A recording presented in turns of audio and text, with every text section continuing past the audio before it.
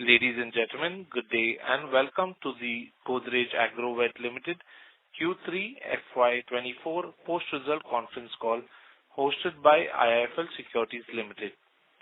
As a reminder, all participant lines will be in the listen-only mode, and there will be an opportunity for you to ask questions after the presentation concludes. Should you need assistance during the conference call, please signal an operator by pressing star then 0 on a touch-tone phone. Please note that this conference is being recorded. Before we start, I would like to point out that some statements made in today's call may be forward-looking, and a disclaimer to this effect has been included in the earnings presentation shared with you earlier. I now hand the conference over to Mr. Ranjit Cirumalla from IIFL Securities Limited. Thank you, and over to you, sir. Thank you, Zico. Good afternoon, everyone, and thank you for joining us on Godrej Agrovet Q3 and 9 months FY'24 earnings conference call. From the management, we have with us Mr. Nadir Godrej, Chairman of the company, Mr. Balram Yadav, Managing Director, Mr. Godrej Godrej, Executive Director, Mr. Varadaraj, Chief Financial Officer, and Mr. Anurag Roy, Chief Executive Officer of Astec LifeSciences. We would like to begin the call with opening remarks from the management, following which we will open the forum for a Q&A session. Thank you. I would now like to invite Mr. Nadir Godrej to make his initial remarks. Good afternoon, everyone. I welcome you all to the Godrej Agrovet earnings call. I hope you are all doing well. Excluding non-recurring and exceptional items, Godrej Agrovet reported a strong year-on-year growth of 26% in profit after tax in Q3 fiscal year 24, primarily led by the domestic crop protection and dairy businesses. The EBITDA margin continued to improve. Excluding Astec LifeSciences, growth in profit after tax was even higher at 65% in Q3 fiscal year 24. The domestic crop protection business continued to deliver robust and consistent financial performance with an excellent growth of 73% in top line and a segment margin of 30% in Q3 fiscal year 24. Our food businesses also delivered healthy volume growth in branded products. The dairy business remained on a strong recovery path and achieved significant improvement in segment margin in Q3 fiscal year 24. The poultry business maintained volume growth in branded products. However, profitability was impacted by a drop in live bird prices. In the feed business, sustained volume growth in cattle feed was offset by slightly lower poultry feed and flat aqua feed volume. The vegetable oil business profitability was impacted by lower end product prices coupled with a drop in fresh fruit bunch volume. Astec LifeSciences continued to witness realization and demand headwinds in the enterprise products on account of an inventory glut across key markets. On a 9-month fiscal year 24 basis, profit after tax grew by 33% year-on-year. Except Astec and vegetable oil, all the other businesses contributed to strong growth and profitability. Now coming to the key financial and business highlights of each of our business segments, the animal feed segment achieved the highest ever quarterly volume in Q3 fiscal year 24. Continued growth in cattle feed volumes of 8% year-on-year was offset by lower poultry feed sales. Segment margin was adversely impacted due to the unfavorable commodity movement.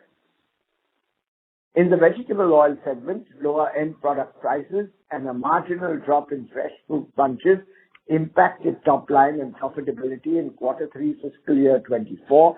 Crude palm oil and palm kernel oil prices were lower by 9% and 12% year-on-year respectively. The oil extraction ratio, however, improved sequentially as well as versus Q3 fiscal year 23. The standalone crop protection segment maintained strong growth momentum in the third quarter as well. The top line and margin growth in Q3 fiscal year 24 was driven by higher sales of in-licensed portfolio and plant growth regulator products, coupled with lower returns as compared to the previous year. In Astec LifeSciences, and the enterprise business has been facing extremely challenging external market conditions which have severely impacted its top line and margin performance. Continued destocking in the export markets and excess supply from China resulted in a significant margin erosion of the enterprise business. The dairy business achieved robust improvement in segment margin, led by significant operational efficiencies and lower raw material costs. Value-added products revenues grew by 20% year-on-year in quarter 3, with the salience of value-added products increased to 36% of total sales in the 9 months of fiscal year 24 from 32% a year ago. Revenues and profitability of the poultry business were impacted by a sharp drop in live bird prices on account of excess supply in quarter 3 fiscal year 24 vis-a-vis quarter 3 fiscal year 23. The branded business, however, maintained healthy volume growth of 15% year-on-year in quarter 3. The real good chicken category continued to achieve margin improvement. Our joint venture in Bangladesh, ACI Godrej, recorded PBT growth of 145% year-on-year on a local currency basis in quarter 3 fiscal year 24. The margin profile improved significantly across categories, primarily due to favorable commodity position. That concludes our business and financial performance update for the quarter. With this, I close my opening remarks. We will now be happy to take your questions. Thank you. Thank you very much. We will now begin the question and answer session. Anyone who wishes to ask a question may press star and 1 on the touch-tone telephone. If you wish to remove yourself from the question queue, you may press star and 2. Participants are requested to use handsets while asking a question. Ladies and gentlemen, we will wait for a moment while the question queue assembles.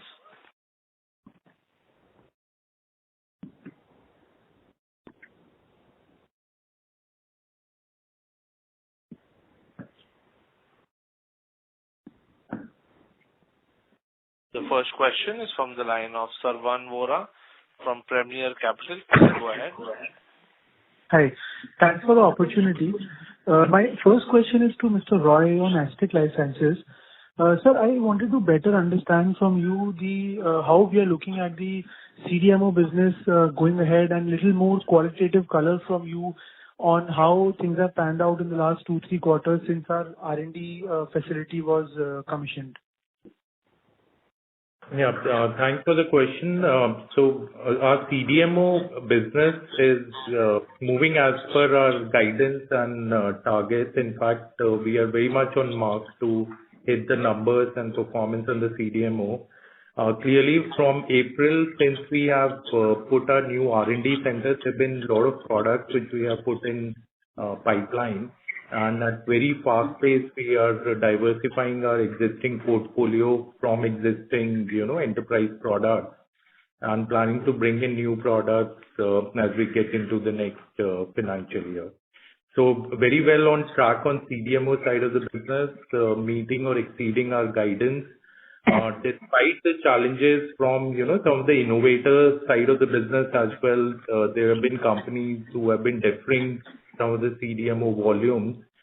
We would be very few companies in the market wherein we have still held on to those volumes and financial targets. So very much on track on the CDMO side. Got it. So your capex guidance for 24 and 25? We are still working on putting that together, but as we have mentioned in the previous calls as well, while we are facing challenging scenarios in the market, any strategic investments, particularly with reference to our future growth platforms like CDMO, we are not shying away for any new capexes. We are on track on making those investments. Just to give you an example, our herbicide 2 plant, which we had mentioned in the previous calls, it's on track for commissioning, and we'll be commissioning it in next 1 to 2 months. Similarly, a lot of debottlenecking initiatives for new product launches, for diversification from our existing enterprise portfolio. All those investments will be part of the future capex. The exact numbers and detail we'll talk about in the next conference call as we go through the budget and, the strategic exercise in coming months. Got it. And my second question is on Godrej Agrovet. First of all, many congratulations on an improved performance. I want to get a more longer-term view from the management. So if I see the period between 2014 and 19, this was a company that made consistently return on capital above 20%. But if I see after that, these 5 years, the company has had various amount of challenges, and I'm looking at a 5-year period because it is long term enough. So I just wanted to ask how you think about the company over longer term. In continuation to that, our company's stock price remains below the listing price for almost 7-8 years of listing. And just want to get a sense, do you feel that the structure of the business, having so many diversified businesses under one entity, creates a negative hedge for the company? Just any thoughts around that?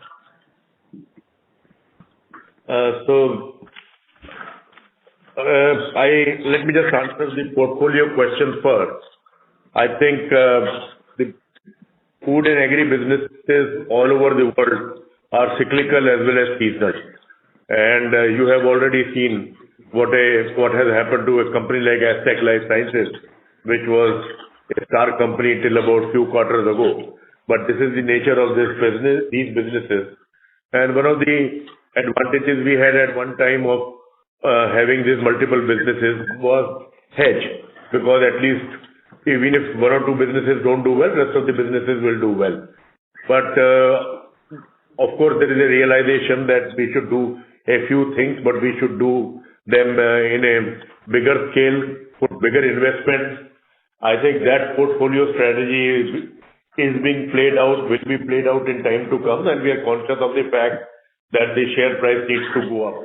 So this kind of focus we will bring in future. These things are not easy to to make these choices is not easy to conclude easily. I can definitely tell you as we go along Q on Q, we will make some or the other announcement. I don't know at what point it got disconnected. So can you refresh till what point you heard? You were talking about the portfolio. Yeah. So the portfolio is definitely under consideration, and I think in next few quarters you will see some announcements where we will give you an indication that where we are going to put our capital in future. Right. Thank you so much, sir. I just made that point because we are market leaders in almost all our segments, and we just don't get the desired recognition that we should. So as a concerned investor, I just wanted to make that point for you. Thank you so much for answering my question. 100%, but I must tell you that if you see, margin expansion is one of the key, focus area for us. And we have already specified that without Astec LifeSciences, all the other businesses have shown significant improvement. However, I think we will make these portfolio choices as we go along in future. Yeah. Perfect. And even for Astec, the future looks very bright because of the R&D center. Yeah. Thank you so much, Mr. Godrej. Thanks a lot. Thank you. A reminder to all participants, you may press star and 1 to ask a question. The next question is from the line of Abhijit Akela from Kotak Securities. Please go ahead. Good afternoon, gentlemen. Thanks for taking my questions. 2, 3 on the key segments. First, on animal feed, there's been a compression in margins this quarter, again, on the back of commodity prices. If you could please elaborate a bit on exactly what happened there and what we should expect in 4Q and maybe, the early part of fiscal 25 as well. So one thing which I just wanted to specify that Q on Q, it is very difficult because the commodity price movement. But I think if you see the first 9 months, that our EBIT per ton from 1,203 has gone to 1,435. So there is almost a 19% improvement in first 9 months. And this Q on Q variations will be there. And I can definitely tell you this quarter this average is going to improve further because this quarter our margins will be better than the margin per ton for the first 9 months. Okay, got it, sir. That's helpful. Then on the vegetable oils business, if it's possible to just share the data points around volumes and OER for the quarter.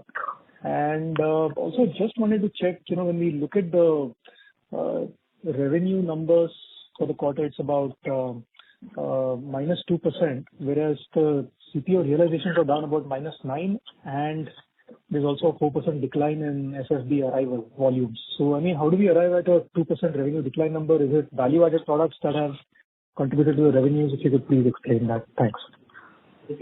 OP. Go ahead. Yeah. So, in terms of the volume drop in FFB, we had talked about in Q3 there was a 4% drop.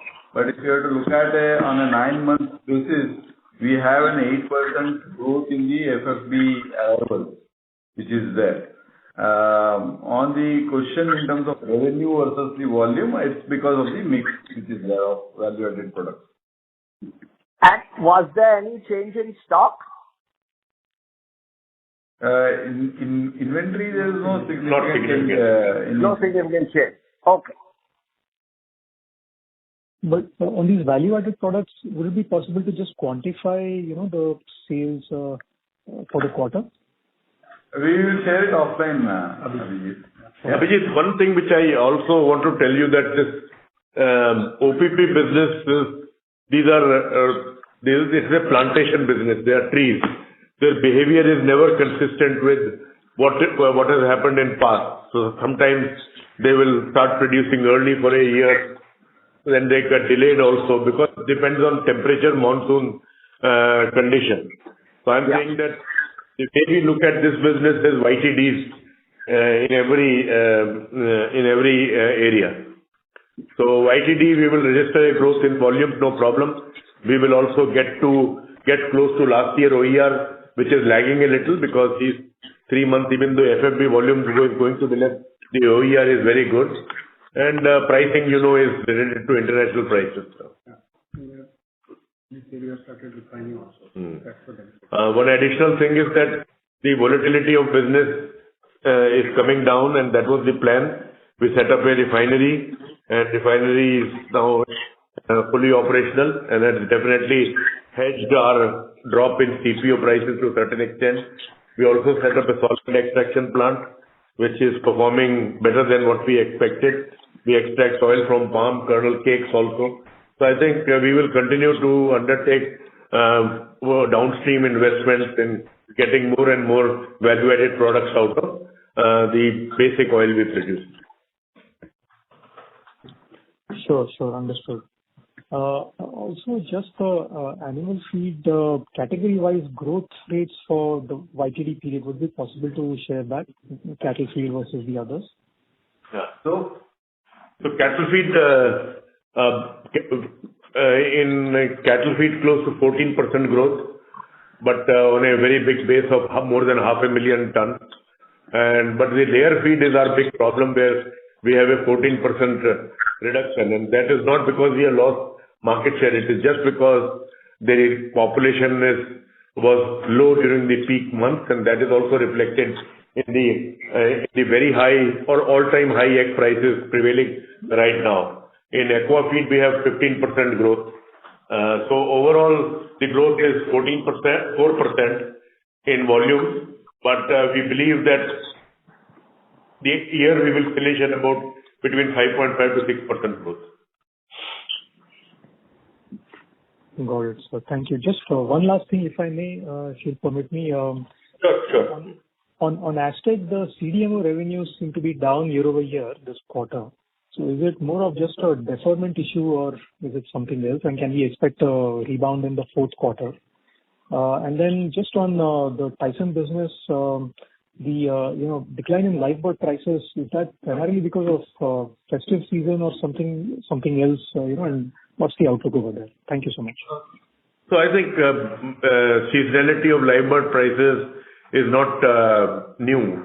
But what surprised is that the highest consumption and high price months are normally October, November, December.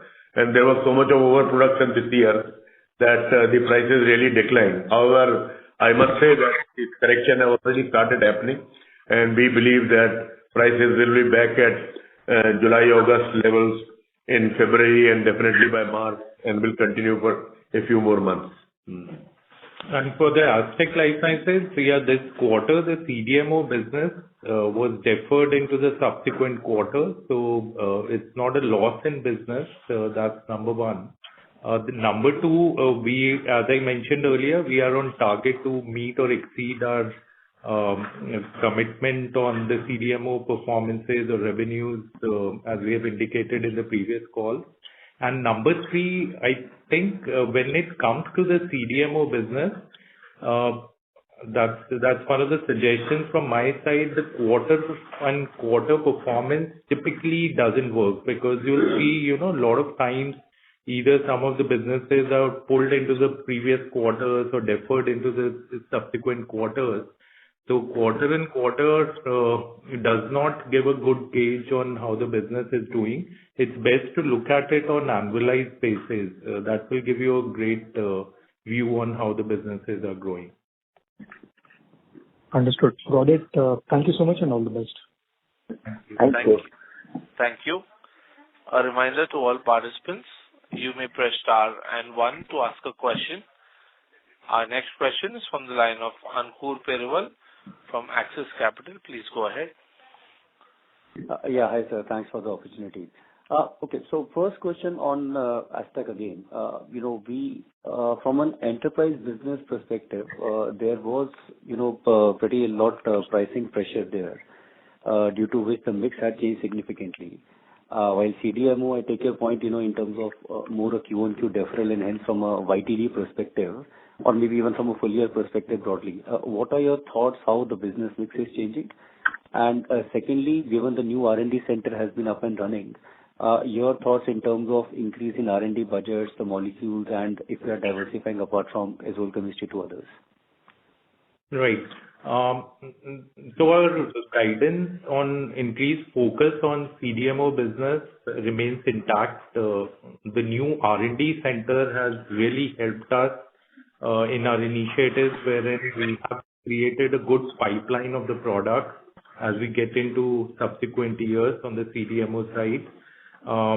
So our story or strategy around CDMO, or our guidance to almost, grow by 50-60% every year, or even double, looking at the smaller base from which we started, is very much intact, and R&D has really given it a push to us. So that piece is very clear to us. On the existing enterprise products, since now we have a good R&D team with us, we have also started broadening our portfolio on the enterprise side. But as I've mentioned in the previous calls as well, we are taking very strategic bets on very few enterprise products, which could fetch us sustainable margins and which would have, good relationship profiles with some of the customers we want to work with.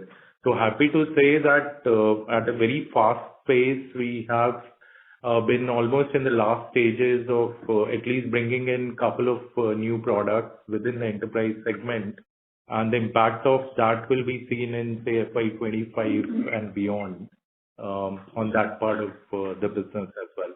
So I think two clear messages. One, keep pushing on the CDMO side of the business at much faster double-digit growth rate, upwards of 40-50%, and then diversify from the existing Zole products, from where we had significant financial or performance issues in the last 2-3 quarters. And we have been working at very fast paces on all these two initiatives, thanks to our R&D center. Sure. That's helpful. So YTD in Aztec, we have done around 300 odd crores revenue, versus 500 odd crores, year-on-year, 9 months numbers. Right. Will it be fair to say that FY'25, the new products ramp up, et cetera, since you mentioned portfolio expansion there, should be able to compensate for the products which we will let go of? That is what we are targeting or focusing on.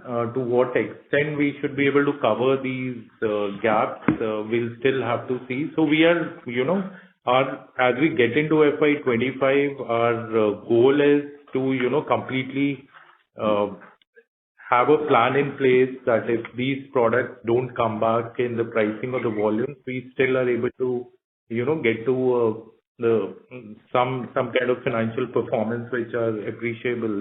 That's one. And I would say, yeah, it should cover broadly for all these negative losses from the existing Zol products. Second thing, on our existing asset base also, we are also looking at what products we fit in so that we maximize our return on assets. Clearly, on the existing Zol products, because of the huge inventories in the market, there have been pressure on utilizing our existing capacities as well to fullest on the enterprise product. So we are also modifying it appropriately to fit in our new products in a way wherein the capexes could be minimized while the revenues could be at the highest and fetching in good double-digit margins for these products. So all those things have been heavily worked on in this lean period of 2-3 quarters, and we are expected to show good benefits as we get into FY'25 despite volatility or challenging conditions in the market. Sure. And just to follow up there, you did mention on, the fungibility of capacity by doing modification and limiting the CapEx there. From an operating margins perspective, CDMO was a margin-negative business versus enterprise. And these newer molecules or newer products that we are working on, my sense is that these will be again margin-accretive. So the current losses that we are seeing, any thoughts here in terms of, profitability or margins, let's say, over the next 2-3 years? So I can't comment on the profitability part, but yeah, these will be, sustained margin products, not too impacted by the volatilities in the market. So we are moving more in the direction of working on long-term contract basis with the customers, even on the enterprise side of the business, with formalized, pricing clauses inbuilt, so that we are able to sustain some level of margins and not too prone to the external volatilities. Sure. Thank you. That's helpful. Another on the animal feed side. So Balram sir, volume growth, as you highlighted, was more impacted because of, the slower sales in one of the segments. Any thoughts, and secondly here, the competitive dynamics in terms of, the unorganized market, given the RM inflation, and historically we have shown pretty strong volume growth there. Any medium-term thoughts on both volume as well as sustainable margin that we can look at on the animal feed business? So my sense is that this year will end up anything between, let's say, FY'24, 5-6% volume, and I would say that if layered feed comes back, which we are seeing now, the placements have gone up, egg prices have been so good that farmers are scrambling, and you would be very surprised that the day-old chick booking for the layer birds is already, pipeline is booked till August, September of this year. So my sense is this is going to come back. Next year, I can definitely say a 8-9% volume growth is not a issue. And as the volume grows, the margin will also expand. Government has decided not to export corn and DORB, which will keep the prices of raw materials in check. And with the very good soybean crop in Latin America, I don't think that we are going to see any high inflation in commodities in case these policies remain unchanged. So my sense is that I'm looking at 7-8%, at least 7-8% volume growth and further margin expansion from where we are. Great, sir. And last question, if I may, on the oil palm side, if I recollect, historically we had taken a lot of initiatives on the R&D side to improve our yields, overall. Any update on that, and whether the full benefit of that is visible in the current numbers, or how should one look at that? So let me split the OER into two parts. So one part is all the initiatives which we have taken in the existing yielding plantations. I think it is almost at a level where we are very comfortable. the marginal improvement is still possible, but it won't be very, very material. You must also know that we have upped our game after that NMEOP scheme in terms of increasing plantation from 3,000-4,000 hectares per annum. Now we are going to be about 11,000-12,000 hectares per annum, and from next year onwards, you'll see 15,000-16,000 hectares per annum increase will be there. Traditionally, the juvenile plantations, the production will be less and the yield will be less. So we will have to, on our part, we will start segregating and start showing that how much is yielding and how much is juvenile and how much is in growing state, so that you can understand it more. But I think now more work is needed to increase FFB per hectare rather than oil per ton of FFB. I think there we still feel that there is a reasonably good opportunity by improving the package of practices. And I don't know whether you follow us or not. We have started setting up these Samadhan centers, and we have already set up 6-7 centers, which are one-stop shop for farmers, including a training room. We give fertilizer, we aftermarket services for drip irrigation, and all the critical things needed, including training, plus harvesting assistance, equipment assistance, etc. I think that is one thing which, wherever we have set up a Samadhan center, we are seeing improvement in both areas, yield as well as OER. And we will, today we are at about 6, I think this year, the next year, that is FY'25, we are going to set up about 14-15 more. And that will be our big initiative in terms of improvement of efficiencies and productivity. Sure, sir. That's helpful. Thank you, and all the best. Thank you. Our next question is from the line of Siddharth Gadekar from Equirus. Please go ahead. My question is for Anurag. So on the enterprise business, we just spoke about diversifying away from the existing products that we have. Could you give some sense in terms of like what kind of segments are we targeting there? And in terms of Chinese competition also, how are we looking at things? Secondly, on the existing enterprise product prices, if we look at the pricing, they are currently below cost. Could you give some sense of how much inventory are we carrying in those two products? Right. So let me, add to what I was saying earlier. When I say diversification, I'm not saying that the existing products we are moving away from it. We are diversifying to other products in the same platforms or in a different technology platform, so that if in future we go through such market volatility, we have a better play across the enterprise products to balance our sustained margins. So that's one clarification which I want to bring. So if maybe as we get into next year and the Zoll platform still remains subdued from the pricing perspective, we'll have, few of the other products which could at least give us the utilizations and some level of profitability. So that's one part of it. Second part of it, these products are in the Zoll's platform or the related, the technology platforms where we are very well equipped looking at our existing asset profile. So they could or could not be in the existing Zoll platforms. That's what we are looking at, what best we can, fit in the existing asset base which we have currently. So that's the answer to your second question. Was there, I think, I hope that answers the two parts of the question. Just one more thing in terms of inventories, how much inventory in raw material and finished goods are we carrying in the enterprise?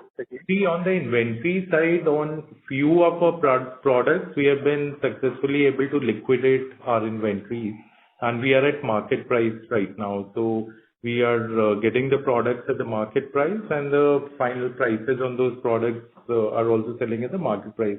But the caution here is right now the export prices are so low that even on those products, making it and selling it still is not fetching too much of profitability.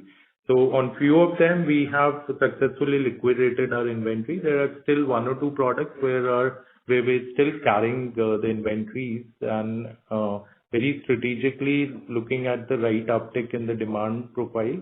We'll be liquidating that in the coming quarters. Okay, so got it. Thank you. Thank you. Before we take the next question, a reminder to all participants, you may press star and one to ask a question. Our next question is from the line of Harshil Mehta from Mehta Vakil and Company. Please go ahead. Good evening, sir. My question was regarding the standalone crop protection business. It's very pleasing to see the turnaround in this business compared to last year. So I just want to understand how our standalone crop protection business is kind of differentiated from the broader industry, given that, the broader crop protection industry has had a very, very difficult year, while, our business is turning around. So it'd be good to just kind of have your thoughts on that. So I think first thing was that you know what we have gone through and the kind of efforts we have undertaken to clean the portfolio and clean the inventories we had. And last year we took those hits also. So I think we had cleaner slate. But this year's profitability was largely driven by our Hitweed and Hitweed Max, these two herbicides, which accounted for most of the profits. They registered almost 70% plus growth this year. Now there are two parts to it. One is increase in the number of partners we have who are selling these products and a extremely good season with timely rain. So I would say that we have been extremely lucky to have a year like this where everything went right for these products. The second part of increase in profitability are in licensing products, particularly Gracia, Rashinman and Hanabi, given to us by Nissan. And I think these products are excellent quality, have been accepted by the farmers very quickly and have driven our profitability. Going forward, I am very sure that even if we maintain this year's Hitweed and Hitweed Max volume, it will be a great achievement because I don't think that every year can be a great year. I would wish that, but may not be that great a year. But we will try to hold this performance. And what is most important for us is that definitely this is a extraordinary year for CPB. Even if we have a repeat of this year, keeping our inventory levels, debtors, working capital, etc., at a very, very comfortable and hygienic level, it will be a very good achievement next year. Understood, sir. That's helpful. Thank you. Thank you. Ladies and gentlemen, you may press star and one to ask a question. Our next question is from the line of Mayur Matani from Mahesh Kumar and Company. Please go ahead. Good evening. My question pertains to Astec Limited.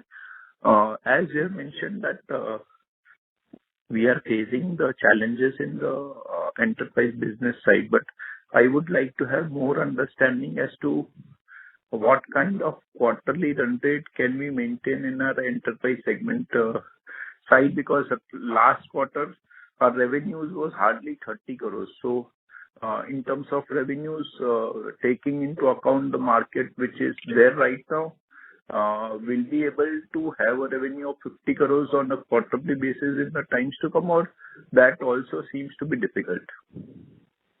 See, in the times to come, definitely yes. In fact, I would like to believe that we'll come back to the previous levels. What we are seeing in these products is a correction in the market because of huge inventory pile-ups.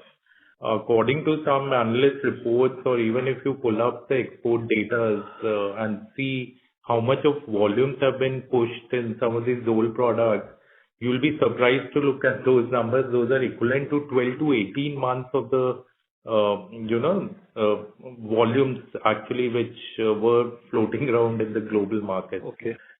Right. So that's the situation. This will come back. The key part is when. And that's what we all are figuring out. And till we reach that point, what is happening in the markets and I mentioned in the last conference call as well that they've been destocking, complete price erosion in the export markets. Right now, the price erosion has, to some extent, abated. It has reached to almost the bottommost level. We are not seeing price erosion. The real pain is the prices are staying at those abysmally low levels. That's number one. And the second is because we are still seeing the inventories in the market, there has not been any meaningful demand coming from the big players. Earlier, at times for some of our Zoll products, one order could be 200 to 300 metric ton. Currently, an order size is, 800 kg to 1 ton. So there's been no meaningful demand which is coming from the market.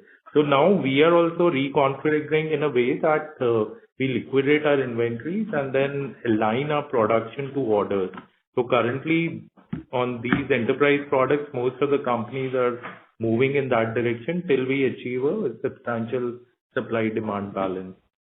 So I would say another 5-6 months, or depends on how China opens up in next 2-3 weeks, but another couple of quarters at least to have some kind of visibility on the enterprise balance, supply-demand balance, and then it has to come back basically.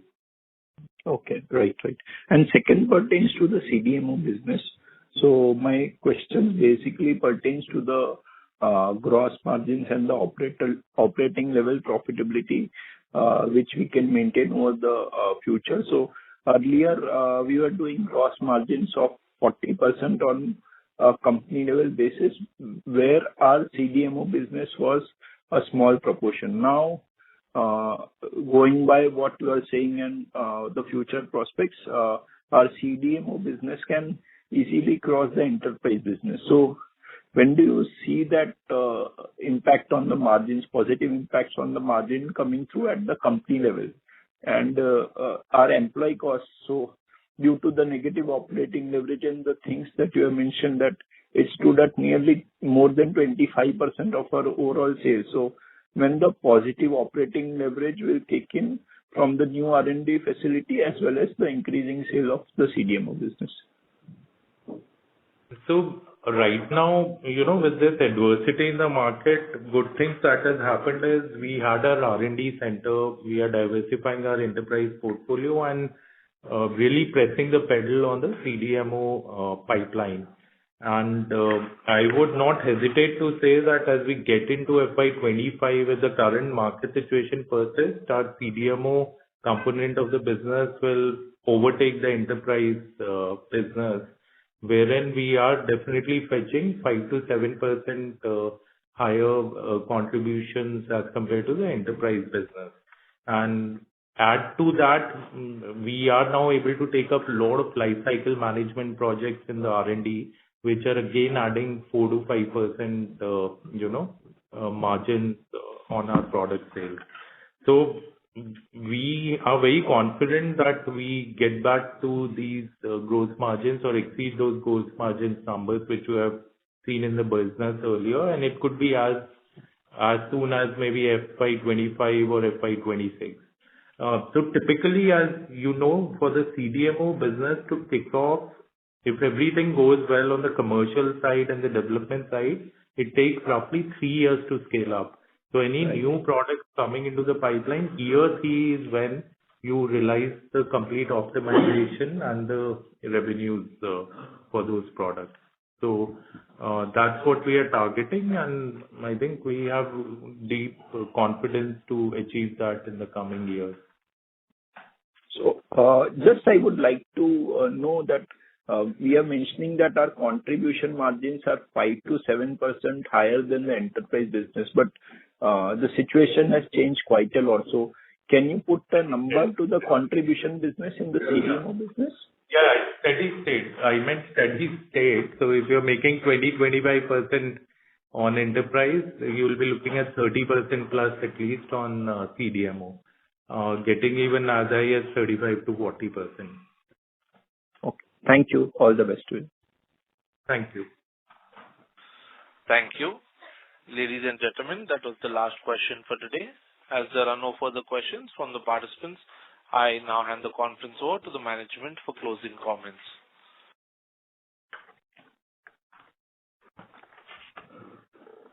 Thank you. I hope we have been able to answer all your questions. If you have any further questions or would like to know more about the company, we would be happy to be of assistance. Stay safe and stay healthy. Thank you once again for taking the time to join us on this call. Thank you. On behalf of IIFL Securities Limited, that concludes this conference. Thank you for joining us, and you may now disconnect your lines.